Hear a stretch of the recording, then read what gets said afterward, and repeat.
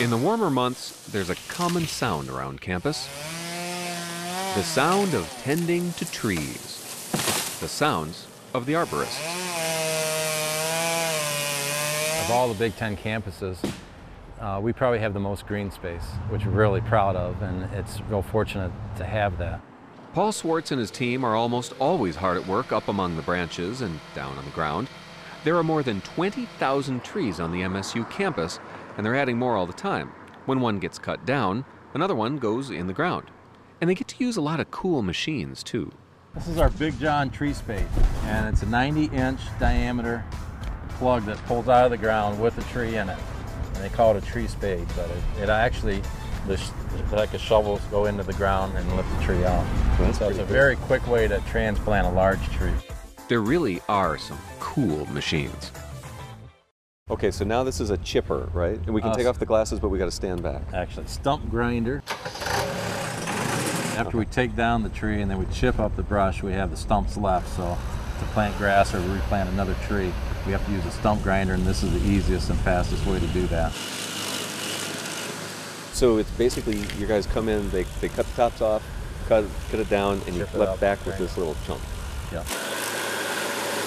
Anytime we lose a tree on campus, it's a loss. I mean, we don't like to take trees down, remove trees, because we know they have a history behind them. They've been here a long time. A lot of them are unique. It could be one of a kind. And the campus is actually, it's an arboretum where people use it for studying. So each tree is a unique individual, and we have over 7,500 different species of plants on campus. The other thing that we're really concerned with is on campus is exotic insects and diseases. And right now we're dealing with the emerald ash borer, which is from China. And that came in about 5 years ago, and it basically could decimate all of our ash trees. We have over 900 ash trees on the developed part of campus, not counting the ones in the woodlots. And so some of it's not just an annoyance, it truly is a pain in the ash. Yeah, that's right. Okay.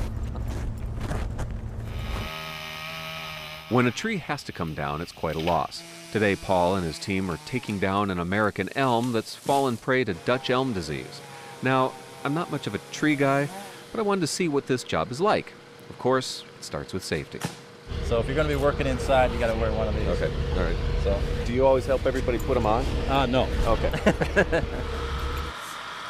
They're working with chainsaws way up there.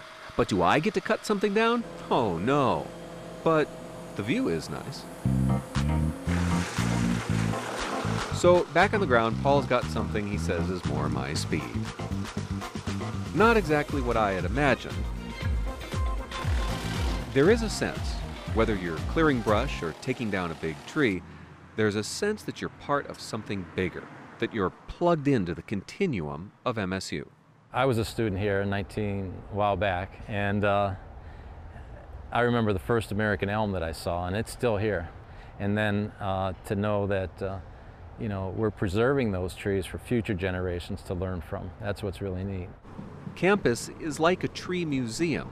And if you wonder what you're looking at, we have identification plaques on individual trees that are significant of a certain species to identify that species. So people that come on campus can actually learn about different species and get some information on that little plaque. The trees are always here. You can visit some old friends whenever you come to campus.